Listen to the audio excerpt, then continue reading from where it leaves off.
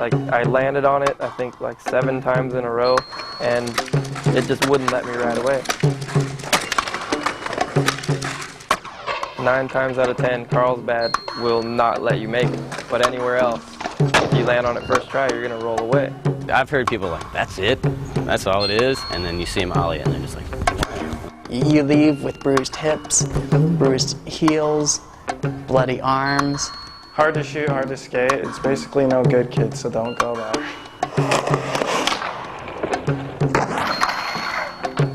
Carlsbad, California, city by the sea, with its endless summers and a myriad of skater-friendly schools, has been a nurturing ground for many of Southern California skateboarders. Every weekend we'd go down there on Amtrak and just skate all around San Diego, all the spots. And that was one of the spots that was just a school in Carlsbad, and there was all kinds of spots at that school too, not just the Gap.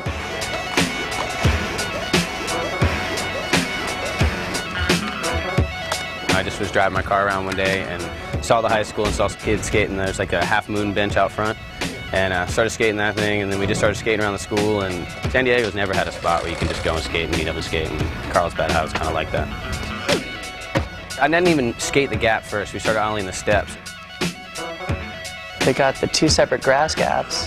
Those things have just been in session for years. Oh, you guys gotta talk to Eric.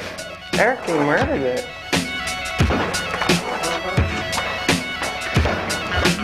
I remember we'd just go there and skate the small gap. As soon as you rolled into the grass, you're falling off anyway. So there's lots of old footage of people just landing stuff, hit mud, and then fly into it, you know? Everyone got all dirty, the board gets, you know, mud all over it. One of the first times that really started skating the Gap was I went there with Deerdick and a few people.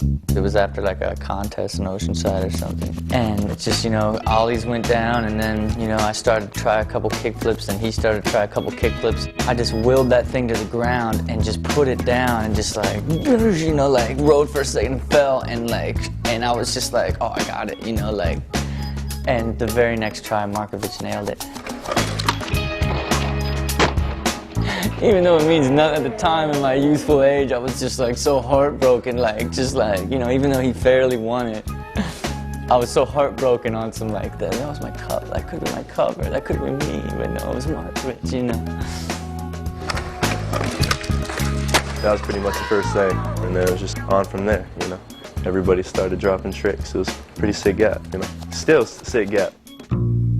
The many challenges of the Carlsbad Gap have earned the respect of those who've been there.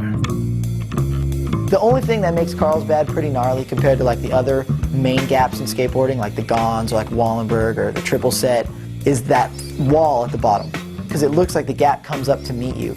The closer you get to the handrail, the taller the gap got, and the closer you got to the wall, the smaller it got. It wasn't much, but it was enough to where you feel the difference when you hit the ground. And there's a big crack. It's far enough ahead, but if you're pushing, you got to know that it's there and know what you're getting into, and then just do it. You hop over this crack, and then you go flying off, and sure enough, there's the uphill curved landing with a crack at the bottom too. It's sort of an uphill landing. No one really knows that, but it's like an uphill landing. When you land, it just slides out, and that's another hard thing. You land so hard, you got to stay straight. As soon as you lean back a little bit, one way or the other, it just starts sliding. I've seen people ollie it and land perfect and just whoa. Stories of near makes and slams are as infamous as the tricks accomplished there. Sean Rogers just called me up like, yeah, you want to shoot? My crank landed on an ollie hard flip. I swear to this day, if there was no uphill, a lot more tricks would have gone down. I went there with James Craig one day, and he was trying to get a switch hard flip down it, and he was landing on it so good. And just uphill landing got him again. So I was with Kane Gale a couple times on backside flips when he was trying them. Just devastatingly sticking every single time, flying backwards, you know. More heads have been hit at the Carlsbad Gap on film than I can think of at any other gap.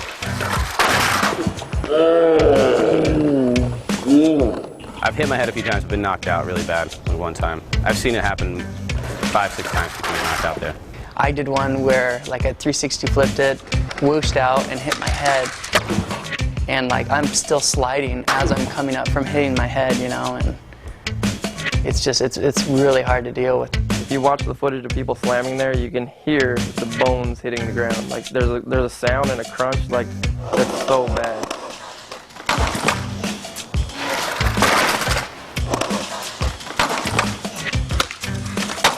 I think that's an evil gap. I think it's got a little mean streak to it.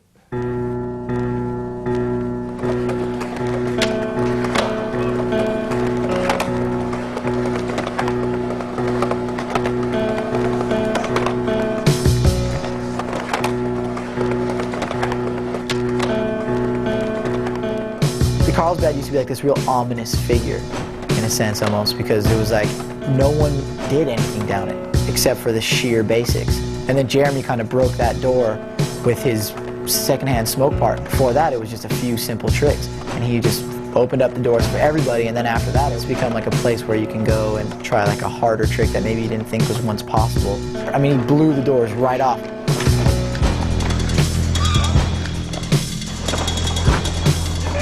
The frontside 360 for the time was really out of control. Just on the strength that it was just like a man's frontside 360. Jeremy Ray's like the only man that's ever 360 things, you know. All the J Ray stuff is just so gnarly.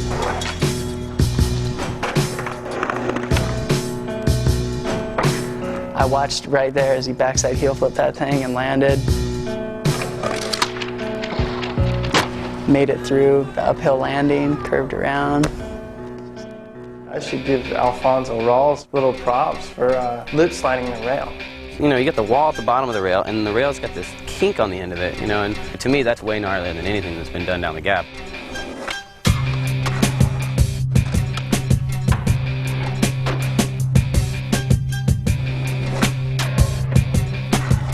Danny's nollie, that was outrageous. When I saw that, I was like, no one did nollies over anything big. Like a nollie was kind of like something just getting explored, and he kind of stepped it up with that nollie over the gap.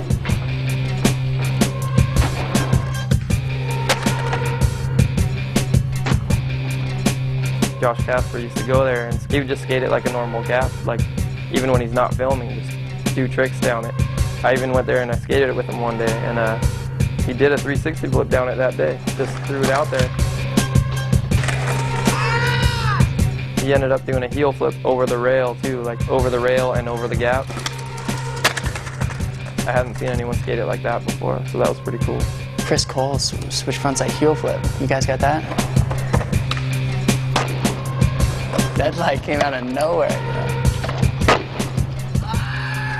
Brandon did that switch hard flip, man. It was like when he was pushing up to it, it looked like he might have caught something, you know what I mean? And then he was just like, you know, screw it. And it was, wow. Some tight shit.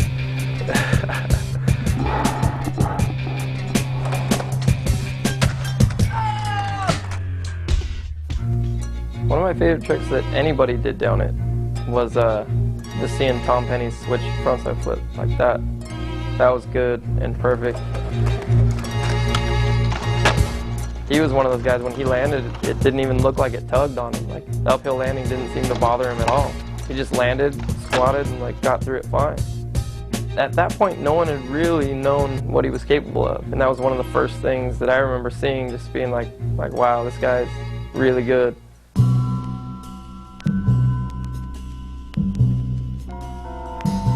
As skateboarding evolves and skaters search for bigger and better obstacles, only time will decide if the Carlsbad Gap will continue to be relevant.